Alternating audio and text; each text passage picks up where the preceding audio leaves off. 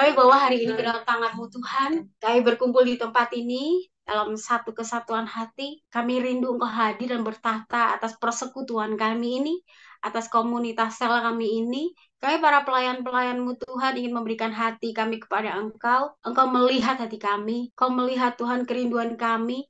Kami tidak berdaya. Kami tidak memiliki apapun tanpa Engkau. Kami tidak memiliki satu talenta apapun tanpa Engkau yang memberikannya. Kami serahkan kembali kepada Engkau, Tuhan, demi hormat bagi kemuliaan nama-Mu.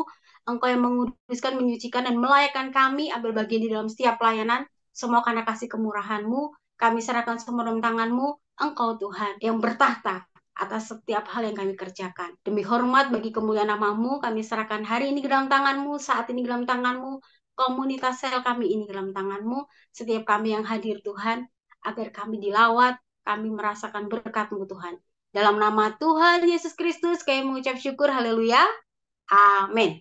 Nama official saya Jelia Purnama. Hari ini saya akan share tentang dipanggil menjadi satu tubuh. Jadi kenapa sih kita perlu ada teamwork dalam pelayanan, dalam ministry. Khususnya ini kan tim praise and worship. Supaya sadar nih kenapa sih kita harus punya teamwork. Pertama, saya akan buka ayatnya ini. Kolose 3:15. Di sini dikatakan, hendaklah damai sejahtera Kristus memerintah dalam hatimu. Karena untuk itulah kamu telah dipanggil menjadi satu tubuh dan bersyukurlah. Jadi teman-teman, suka banyak dari kita yang bertanya-tanya ya, apa sih panggilan Tuhan buat hidup saya? Apa sih calling Tuhan buat ministry saya? Padahal ini ayat udah jelas banget gitu ya, sebetulnya nggak perlu tunggu ada halilintar gitu ya, nggak perlu ada awan turun.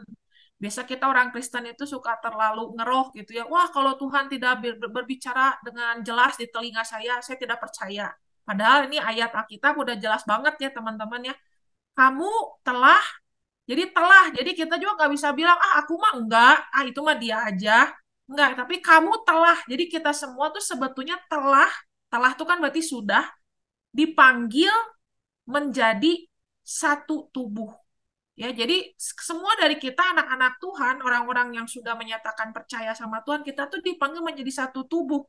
Artinya kita menjadi bagian dari tubuh Kristus. Sekarang saya pengen kita diskusi lah ya, teman-teman boleh ketik di chat. Coba teman-teman kasih tahu atau ya sharing aja ya menurut teman-teman, kenapa sih Tuhan meminta kita atau memanggil kita menjadi tubuh Kristus? Oke, siapa yang mau coba jawab? Sekali lagi ya, kenapa Tuhan itu memanggil kita menjadi tubuh Kristus? Wah, sederhana aja. Jawabannya nggak terlalu aneh-aneh kok. Simpel-simpel aja. Mikirnya jangan kejauhan. Jadi teman-teman, kenapa Tuhan meminta kita menjadi tubuh Kristus? Waktu Yesus naik ke surga, teman-teman, tadinya kan dia itu sebelumnya tuh kan dia berupa tubuh fisik yang ada di dunia ini. Ya, jadi lengkap gitu ya. Murid-muridnya bisa melihat dia the whole gitu ya. Nah, waktu Tuhan Yesus itu naik, maka tubuh secara fisiknya itu kan jadi nggak ada. Nah, sekarang tuh siapa yang menjadi tubuh Kristus? Ya, karena banyak orang mungkin murid-murid Tuhan waktu itu, aduh, kenapa sih Tuhan kok engkau naik gitu? Nanti kita nggak bisa ngelihat kamu lagi dong, kita nggak bisa ngelihat lagi pekerjaan-pekerjaanmu lagi. Seperti itu kan pemikiran sederhananya. Nah, sekarang yang menjadi tubuh Kristus, nah ini banyak yang kita nggak menyadarinya. Siapa yang menjadi tubuh Kristus? Ya kita semua. Kita, orang-orang yang percaya kepada Tuhan, dan sudah diberikan Roh Kudus dalam diri kita. Nah, banyak orang berpikir, oh Roh Kudus diberikan pada saya supaya saya jadi sakti gitu, misalnya begitu. Ya itu bagiannya lah ya, supaya kita bisa menyalurkan karunia Allah. Tetapi ada juga yang terpenting lainnya, firman Tuhan katakan di 1 Korintus bahwa Roh Kudus diberikan kepada teman-teman semua termasuk saya supaya kita menjadi representasi dari tubuh Kristus. Jadi ini adalah panggilan yang luar biasa sekali. Jadi sebetulnya menjadi tubuh itu bukan pilihan, teman-teman. Tapi itu adalah panggilan Tuhan. Nah, yang namanya tubuh, kalau nggak kompak, kan gawat ya. Misalnya nih, mata udah ngeliat gitu ya, ada makanan. Wah, mata makanannya apa misalnya? Indomie pakai cengek. Wah, udah paling enak pakai telur gitu kan ya. Wah, mata udah ngelihat, waduh itu ada Indomie, enak banget gitu kan. Kemudian mata ngasih tahu misalnya kan, tangan itu ambil dong gitu ya. Otak nyuruh tangan ambil. Tangannya malah nggak mau ngambil misalnya ya. Atau misalnya tangan mau ngambil tapi harus jalan dulu. Wah, dia bilang kaki jalan gitu ya. Tapi kakinya nggak mau jalan. Keambil nggak tuh Indominya? Nggak keambil, teman-teman. Ya, jadi itulah tadi. Jadi memang Tuhan itu menciptakan kita masing-masing itu beda-beda, dan Tuhan mau kita nih kompak, kita nih bareng-bareng. Nah, waktu kita kompak, kita kerjasama dengan luar biasa, maka kita tuh jadi penggantinya tubuh Kristus. Sehingga kitalah sekarang yang menyalurkan kuasa Kristus atas dunia ini. Di sini dikatakan, hendaklah damai sejahtera Kristus memerintah dalam hatimu. Karena untuk itulah kamu telah dipanggil menjadi satu tubuh. Jadi teman-teman, kuncinya apa supaya kita bisa jadi satu tubuh? Kuncinya gimana biar kita bisa bangun teamwork yang baik dalam pelayanan? Karena ini kan nggak gampang ya. Kita lahir dari berbagai macam latar belakang berbagai macam ras, suku bangsa, pendidikan, kebiasaan. Tapi kata Tuhan, kamu tuh bisa teamwork, kamu tuh bisa jadi satu tubuh. Kuncinya apa? Teman-teman lihat di sini, hendaklah damai sejahtera Kristus. Ini kuncinya nih, hendaklah damai sejahtera Kristus. Bagaimana caranya? Memerintah. Nah, ini nih. Ini poinnya. Memerintah. Hendaklah damai sejahtera Kristus memerintah di dalam hatimu. Jadi sebetulnya kalau ada orang, dia bilang, aku susah buat teamwork, aku susah buat kerjasama, gue sebel deh sama dia, dia kalau ini kayak gini. Nah, biasa kan gitu ya, oh, dia masih tukang telat, apa, wah, segala macam. Wah, tadi dia kayaknya sengajain, dia bikin, wah, macam-macam lah ya, di dalam ministry itu suka ada berantem dan lain sebagainya. Oh, dia kayaknya ngomongnya sengaja nyakitin hati aku. Nah, kalau seperti itu, berarti bukan damai sejahtera Kristus yang memerintah dalam hati kita. Tapi kalau damai sejahtera Kristus yang memerintah berarti ya kayak kalau raja gitu ya, dia bisa punya otoritas kan. Kalau raja udah ngomong A, ya semua harus ikut A gitu ya. Kalau raja ngomong B, semua harus ikut B. Raja tuh bukan demokrasi ya. Sistem kerajaan tuh beda dengan sistem demokrasi di mana rakyat bisa protes. Tapi kalau sistem kerajaan, rakyat itu nggak bisa protes. Raja ngomong A, ya rakyat semua ngomong A. Nah, sekarang teman-teman, siapa yang memerintah di hati kita? Apakah yang memerintah di hati kita adalah kesalahan teman kita? Terus kita ingat-ingat kesalahan teman kita. Apakah yang memerintah di hati kita adalah trauma-trauma di masa lalu gitu ya, luka-luka hati kita di masa lalu gitu. Kepahitan-kepahitan yang kita simpen terus gitu. Nah, kalau itu yang kita simpen, kita izinkan dia memerintah, oh nggak mau, pokoknya aku nggak mau maafin. Itu berarti bukan damai sejahtera Kristus yang memerintah. Jadi kita tuh seringkali salah kaprah ya. Kita seringkali doa, Tuhan, biarlah damai-Mu ada di hatiku. Biarlah damai-Mu ada di hatiku. Nah, kita nggak tahu. Kita minta itu tujuannya apa? Kata Tuhan, kalau kamu mau minta ada damai sejahtera ada di hati kita, itu tujuannya bukan buat kepentingan kita loh. Tapi tujuannya supaya teman-teman dan saya, ya kita semua di sini, kalian sebagai satu ministry, satu gereja, bisa menjadi satu tubuh. Itu sebetulnya tujuan utamanya, kita perlu damai sejahtera Kristus. Karena nggak gampang. Nah, ini biar lebih jelas lagi ya, kita lihat ayat ini. Kolose 3 ayat 12 sampai 15.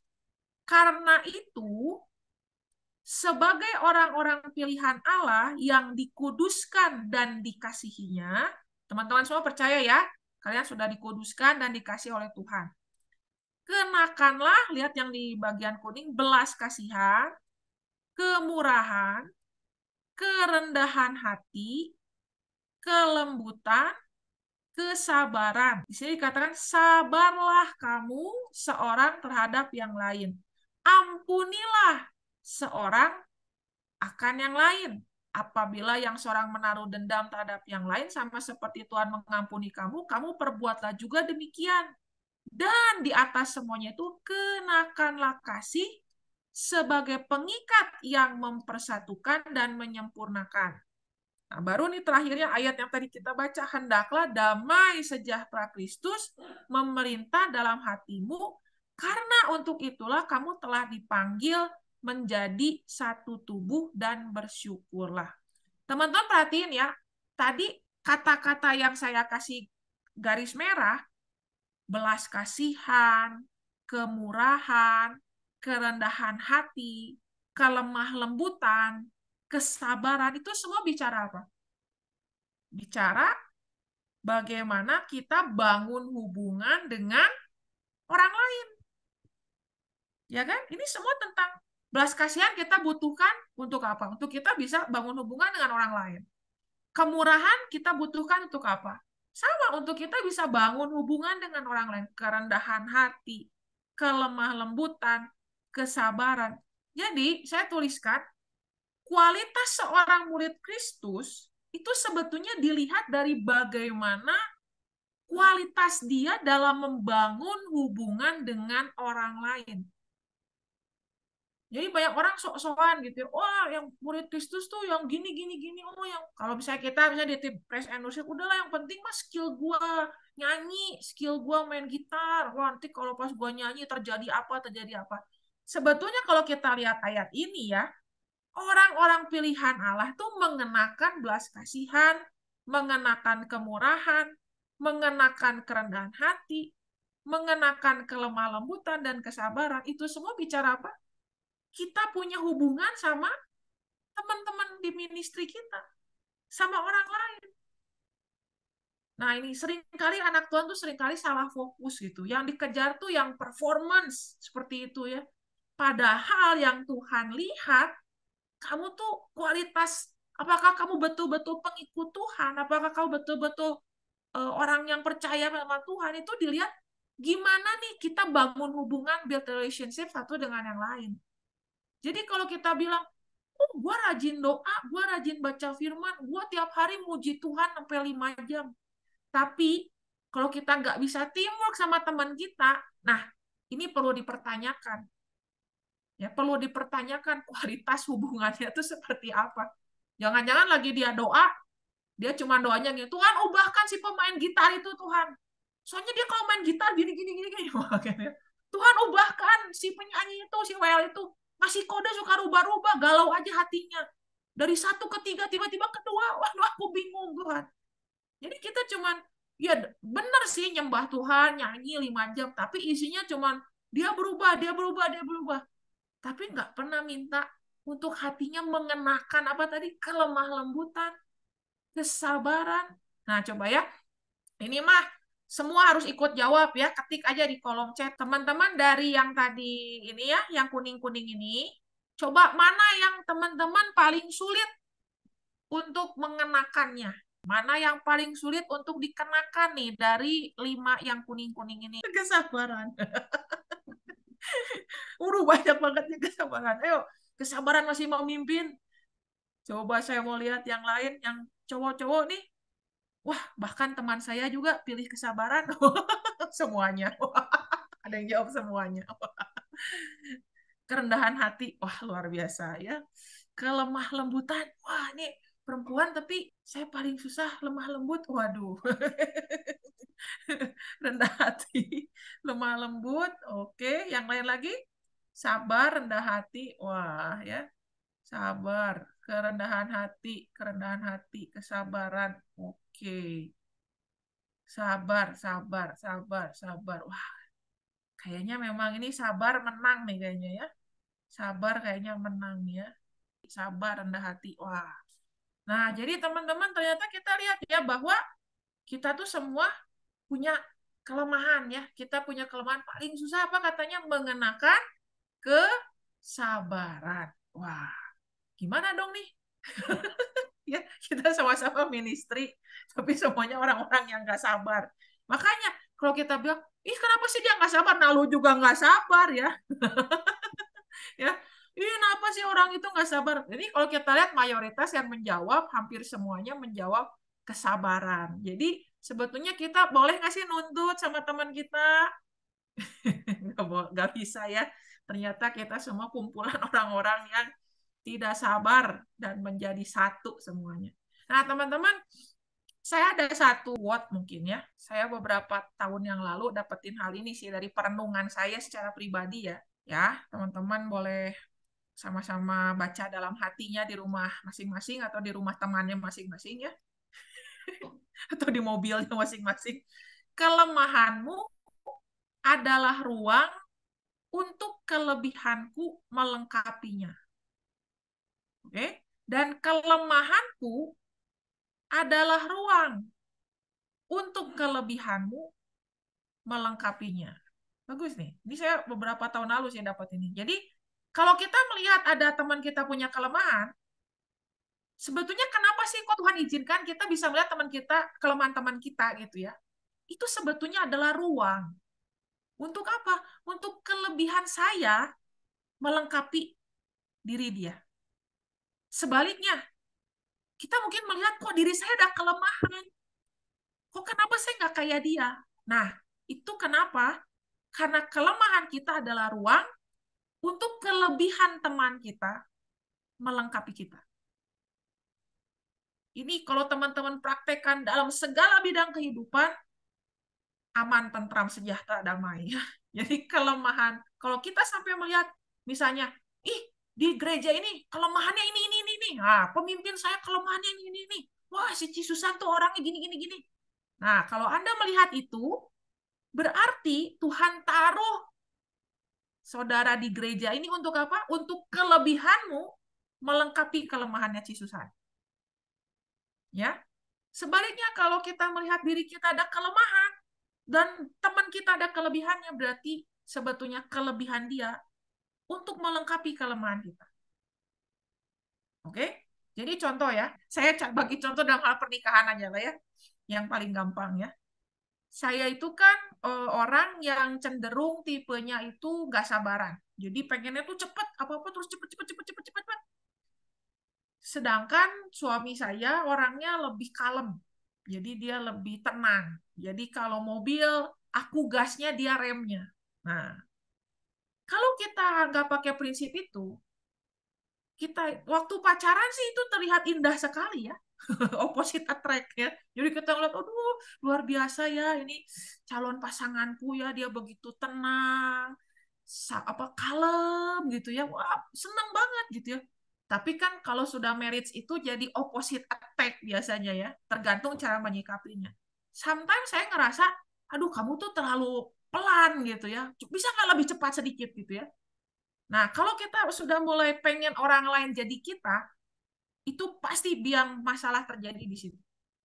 Tapi waktu saya pakai prinsip yang tadi, saya mulai berpikir, Tuhan, kenapa saya dipasangkan dengan suami saya ini? Di situ saya melihat, oh ternyata saya perlu belajar dari kelebihannya dia. Hidup itu jangan ngegas terus. Makanya Tuhan kasih saya rem. Kalau mobil cuma ada gasnya nabrak. Nah gitu kan. Dari dia saya belajar bahwa hidup perlu dibawa slow sekali-kali. Hidup jangan dibawa tegang. Lemesin. Nah, gitu ya. Jadi saya belajar dari dia. Ya, jadi kelebihan dia itu melengkapi saya. Tuhan terima kasih. Saya diberikan pasangan yang punya kelebihan, dia lebih tenang orangnya. Jadi dia menutupi kelemahan saya. Sebaliknya, kelemahannya dia, oh kenapa saya untuk membantu dia. Jadi saya tidak menyuruh dia jadi saya, tapi saya membantu dia. Kalau memang ada hal-hal yang memang harus dikerjakan cepat, kenapa saya menuntut dia yang cepat? Ya udah, saya bantu. Nah, sama teman-teman kita seringkali bisa jadi cekcok ya, teamwork ya. Karena kita pengen orang lain tuh jadi diri kita gitu. Bukan kita melihat bahwa oh saya harus melengkapi dia, saya menutupi dia, jadi harus saling nutup. Apalagi kalau musik kan ya, itu kan harus saling nutup ya. Mungkin teman saya bisa lebih banyak bagi pengalaman dia ya di dalam praise and worship. Tapi prinsipnya teman-teman, ayo gitu, kita jangan saling nuntut ya. Tapi coba teman-teman renungkan tadi quote yang saya dapetin beberapa tahun yang lalu sih, mungkin 5 tahun lalu. Saya merenung gitu ya, oh iya ya ternyata kelemahan orang lain itu tujuannya supaya kelebihan saya menutupi dia. Bukan saya nuntut dia jadi saya, ya. Dan kelemahan dalam diri saya pun jadi sabar gitu. Oh, saya juga punya kelemahan ya. Tujuannya apa? Supaya orang-orang yang punya kelebihan itu dia menutupi saya. Jadi enak gitu, kayak puzzle teman-teman semua. Oke, saya akan tutup dengan, nah ini ya, ini ayat klasik ya teman-teman. Sungguh alangkah baiknya dan indahnya apabila saudara-saudara diam bersama dengan rukun. Seperti minyak yang baik di atas kepala, meleleh ke janggut, yang meleleh ke janggut Harun dan ke leher jubahnya. Seperti embun gunung Hermon yang turun ke atas gunung-gunung Sion, sebab kesanalah Tuhan memerintahkan berkat kehidupan untuk selama-lamanya. Seringkali kita terlalu fokus hanya ke perform, mungkin ya kalau tantangan tim praise and worship ya.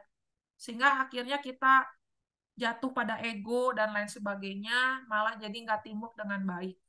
Padahal kunci dari supaya pujian penyembahan kita itu betul-betul Tuhan pakai untuk mengalirkan kuasanya dan urapannya, kuncinya adalah kita punya teamwork yang baik. Kita bisa diam bersama dengan rukun, kita ada kesatuan, kita mau saling sabar, kita mau saling ngampunin. Ya, jadi ayo teman-teman, percayalah bahwa kesatuan itu indah dan baik, dan kesatuan itu menarik hatinya Tuhan. Amin. Kenalkan, nama saya Tias ya, salam kenal semua teman-teman. Pengalaman sih kalau ya tadi dibagikan kan di tim musik ya memang tidak mudah ya, pasti teman-teman juga tantangannya di tim musik kan tidak mudah ya uh, dengan latar belakang lah, terus pengetahuan musik gitu kan. Kalau dibilang tuh musik ada yang les lah, ada yang secara skillnya musisi jalanan lah, itu istilahnya kasarnya gitu kan ya. Belajar otodidak dan segala sesuatunya gitu. Dan bisa kumpul bareng-bareng di gereja gitu loh. Nah, tapi satu hal yang tadi diberikan kan memang kita ini adalah tubuh ya, prinsip kita adalah tubuh Kristus gitu. Ya di gereja juga saya ngalamin posisinya perbedaan pertama tuh dari segi usia, tentang usia. Ada yang usia senior berarti di atas 50, ada juga yang SMA gitu, SMA kuliah dan itu digabungkan dalam satu tim. Belum lagi pengetahuan musiknya beda-beda gitu. Jadi ya pernah dialami gimana supaya terjadi kesatuan. Memang dulu itu jarang kita komunikasi. Jadi posisinya ketika datang latihan gitu. Selasa datang latihan. Oke, lagunya apa? Seperti apa? Kemudian oke, kita latihan. Yang penting lagu itu bisa berjalan aja dengan baik gitu kan. Yang penting kita hari Minggu dengan baik. Tapi hanya perform gitu loh jadinya ketika memang baik sih, tetapi seperti tidak ada ikatan ketika kita saling mengasihi, kita bagi hidup seperti itu. Nah, jadi saya tuh kalau yang di tim musik ya pernah waktu itu. Jadi kita itu kan ada masuk dalam komsel-komsel, kalau kita namanya carousel begitu. Ya, ketika dalam carousel mereka bisa bisa berbagi, mereka bisa berbagi hidup ya seperti ini gitu kan, ngobrol. Nah, mulai dari situ ketika kita mulai banyak ngobrol, kita bisa saling doain satu dengan lainnya. Ketika kita membangun, mengusahakan, memang tidak mudah, perlu butuh waktu, tapi memang harus diusahakan gitu.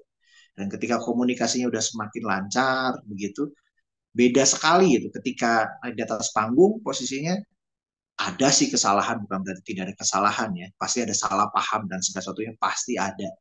Tetapi kalau yang sudah terikat kita sebagai posisinya mengusahakan kesatian, alangkah baiknya ketika kita bersatu, ketika ada kesalahan itu nggak jadi tambah runcing masalahnya, tetapi justru karena kita udah perlu dengan kasih, saling mengasihi satu dengan lain, udah saling mengerti. Oh iya ya, tadi kan kekurangan dia adalah kesempatan untuk kelebihan kita mengisi dia gitu.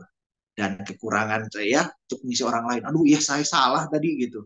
Saya lupa tanda dan saya posisinya lupain nadanya seperti apa. Tetapi si pemain keyboard kasih nadanya gitu. Ketika oh ini WL-nya ini lupa nih kayak gitu ya. Atau misalnya refnya lupa nih gitu. Nah tapi ya itu dibangunnya ketika mulai bangun komunikasi sih. Komunikasi ya dalam komsel. Kemudian juga memang ya dalam komsel kan ada doa bareng, bisa kesehatian juga secara spiritual gitu, seperti itu sih.